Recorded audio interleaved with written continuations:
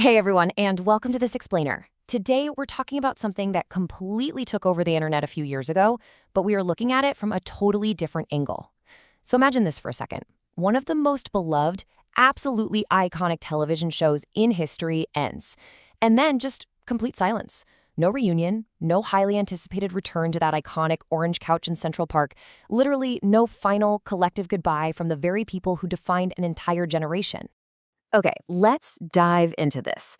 What if the Friends reunion never happened? Seriously, I want you to truly imagine an alternate reality where that 2021 HBO Max special just didn't exist at all.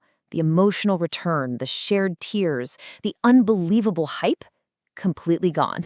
Because, you see, it wouldn't just be a missing episode of television, it would be a missing moment in cultural history. Just let the heavy silence of that alternate reality sink in for a moment. If that emotional reunion special never existed, what would we, the fans, have been left with? Section 1. A missing cultural moment. Back in 2004, the finale closed a massive chapter. For 10 seasons, this show wasn't just entertainment, right? It was our shared routine. It was this cozy place you could return to when real life felt incredibly uncertain. But in the 17 years that followed, the show didn't just fade away into the background. Actually, it grew. It became this absolute monolith of the internet era. Memes of Ross yelling pivot completely took over the internet. An entirely new generation streamed it like it was a second religion. And the characters? They started to feel almost real again. All of this built immense pressure, leading straight to 2021. Section 2. The power of what if. So, if we remove that recreated set, the unscripted laughter, and the tears from modern pop culture, who takes center stage? Well, the viewer becomes the true hero of this enduring story. Yes, you. You are the one who stayed connected through late nights, through heartbreaks, and those lonely mornings. The show didn't just entertain you, it stayed with you.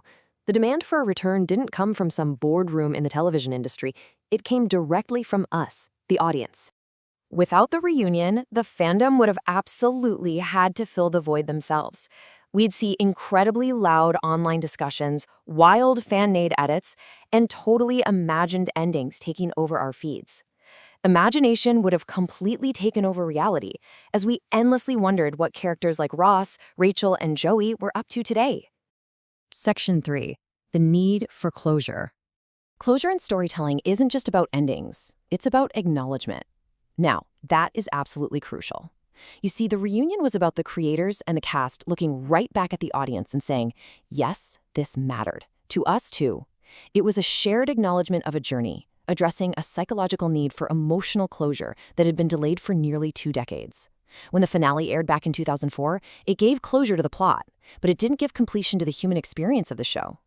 And this brilliantly illustrates the stark reality we were facing. Without the reunion, the show remains frozen in time.